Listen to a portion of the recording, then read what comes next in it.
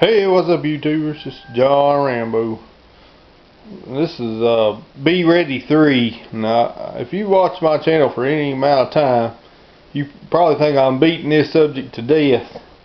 But it's about physical ability. You know, being a survivalist is the greatest attribute. I have some items laid out before you today, and the reason I do is because there's kind of similar to some items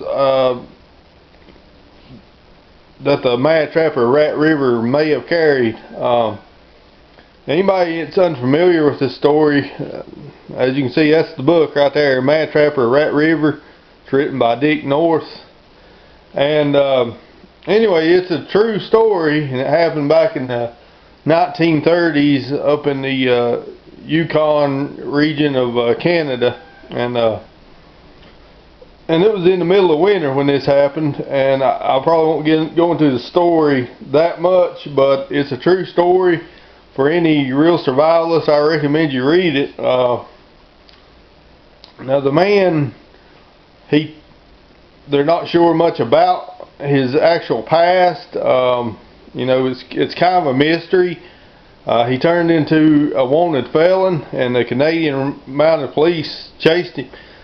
He stayed out in the wilderness for about a month and a half with no real cabin, no real shelter. But anyway, he carried all his gear, everything he owned, he carried in his backpack or in his hands.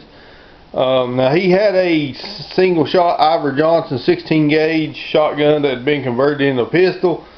Had a Savage Model 99 lever action, and he had a 22 rifle. Had the stock cut off of it, so he didn't cut the barrel wasn't cut down, just stock. But he carried an axe. I just read a little thing that said his each one of his snowshoes were 10 pounds a piece.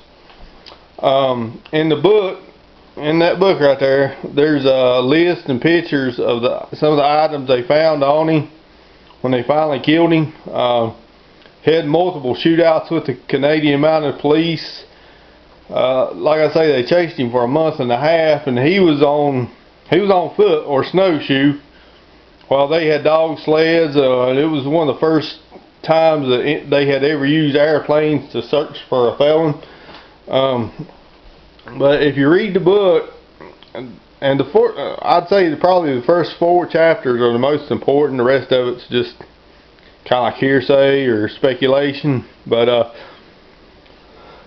some of his feats, some of the things he done, they said was almost superhuman. I mean, this man had some physical ability.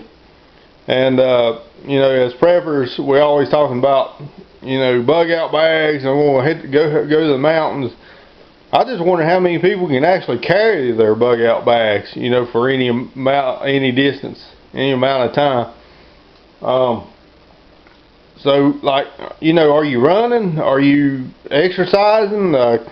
Can you run 2 miles? I mean, I'm 42 years old, and you know, running's getting harder for me anymore, but I can still run 2 miles, and I can walk a lot further. And you know, I think we as preppers and Americans are losing this ability, losing physical ability. And so, like as always, these get ready video or be ready videos ain't just about, you know, criticizing other people. It's about mine, you know, it's about me too. So one of the things, you know, but running gets boring after a while, and so one of the things I've incorporated in my workout routine is actually you know, rucking, getting my backpack and just going down the road several miles and come back, or make a big circle. I think the biggest circles I made has been 8-9 miles with a 25-pound pack. And I just wonder how many preppers are actually doing that kind of stuff. Anyway, this is John Rambo. Just wanted to give you a brief rundown of, you know, physical ability. Be ready, you know, be ready to carry that bug out bag for 9 or 10 miles. And if you can, by all means, read The Mad Trapper of Rat River. I think it's excellent. It's a story I really love.